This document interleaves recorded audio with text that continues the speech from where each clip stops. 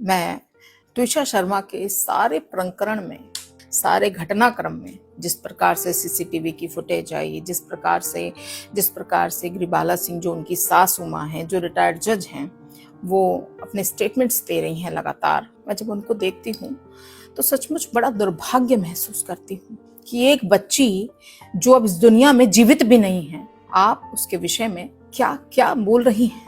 आपको अंदाजा है कि आपने क्या किस विषय में आप बोल रही हैं। उनका कहना है कि उसके अंदर डुअल पर्सनालिटी थी। वो विवाह से पहले उन्होंने कहा कि वो पूजा करती है, मंत्र बोलती है, पर वो मंत्र नहीं बोलती थी, वो पूजा नहीं करती थी। और तो और जब पुलिस ने वो ऊपर का जो सारा जहां पर ट्विशा की मौत हुई, जब वो सील कर दिया, तो आपको चिंता इस बात की थी कि my plants are living entities, मेरे पौधे सूख जाएंगे। आपकी घर में, जिसे आप बहुत सम्मान से बहू बनाकर लाए, घर का हिस्सा बनाया, आपकी बहू, जिसे हमारे समाज में कहते हैं हम बहू नहीं बेटी लेकर जा रहे हैं, उसकी मौत हो जाती है और आपको चिंता इस बात की है कि आपके पौधे सूख जाएंगे। शर्म आनी चाहिए आपको। आपका कहना है कि आप उनके ब्रदर से, उनके मरणोपरांति क्वेश्चन कर रही हैं कि Twisha was having multiple partners. Is this relevant? Is this really relevant after her death?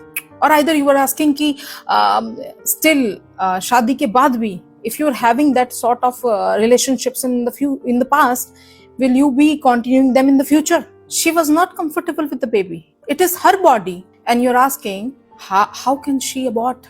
How can she abort? मैं ये समझ नहीं पा रही हूँ कि गिरिबाला सिंह जो ये महिला हैं, ये स्वयं भी एक महिला हैं, तो एक महिला दूसरी महिला के प्रति इतनी कठोर, इतनी निष्ठुर कैसे हो सकती है?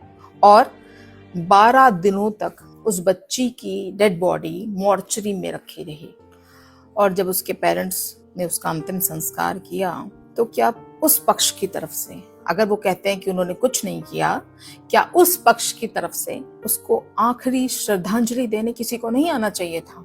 ये कुछ प्रश्न हैं जो बहुत बड़ा सवाल है हमारे समाज पर। आप ये सोचिए कि आज के पेरेंट्स जो बार बार उसको वो कह रही थी कि मुझे घर ले जाइए, मैं जाना चाहती हूँ, मैं कंफर्टेबल नहीं हूँ, मुझे टॉर्चर कर रहे हैं, हमारे समाज में आज भी उनकी माँ उनको कह रही है कि बेटा एडजस्ट करो, निभाओ।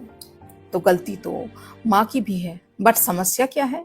समस्या ये है कि we are okay with the dead body of our child, but we don't want a divorced girl in our houses. हमें डिवोर्स्ड बेटी नहीं चाहिए, हमें मौत मंजूर है। ये कैसा समाज है? मैं सभी पेरेंट्स से ये अपील जरूर करना चाहूंगी कि अगर आपको लगता है कि आप अपनी बेटी को तोहफे में कुछ देना चाहते हैं, हालांकि ये तोहफा नहीं होता है, और सामने से अगर मांग आ जाए तो तोहफा तो किसी कीमत पे, आप ये समझ जाइए कि वहाँ एक बिग नो है। अगर आप देना ही चाहते हैं, चाहे 1 BHK, अपनी बेटी को सर्वप्रथम तो इतना सक्षम बनाइए कि उसे कभी किसी चीज की जरूरत ना पड़े, वो जिए अपने शर्तों पर, उसे पढ़ाइए, उसे काबिल बनाइए। और मैं तो जो देख रही हूँ, ट्विशा अपने आप में बहुत काबिल थी। दूसरी बेटी दीपिका नागर, वो भी काबिल थी, MA BEd थी, और पिता ने 1 करोड़ रुपए में उसकी शादी की, लाखों रुपए कैश दिया, जेवर दिया। उसके बावजूद लालच, वो कहते हैं कि उन्हें 50 लाख रुपए चाहिए, वो कहते हैं कि उन्हें एक फॉर्च्यूनर गाड़ी चाहिए।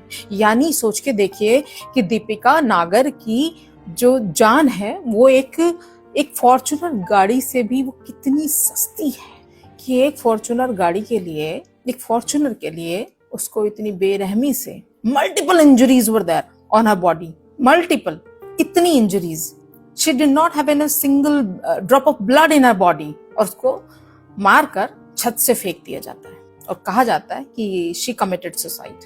किस समाज में रह रहे हैं हम? किस समाज की बात कर रहे हैं? किस तरह की बात कर रहे हैं? I don't understand. I am extremely worried about our daughters. कानून बनाए जा सकते हैं, बनाए भी गए हैं, लेकिन जब तक हम इन कानूनों को, इन कुरीतियों को परंपरा का लिबास पहनाकर परोसते रहेंगे, ये कानून कभी कुछ कर नहीं पाएंगे। कोई फायदा नहीं है ऐसे कानून का। और जाने हमारी कितनी ही बेटियां इसी तरह बलि चढ़ती रहेंगी। इतनी उपेक्षित क्यों? सोचने का विषय है, सोचिएगा।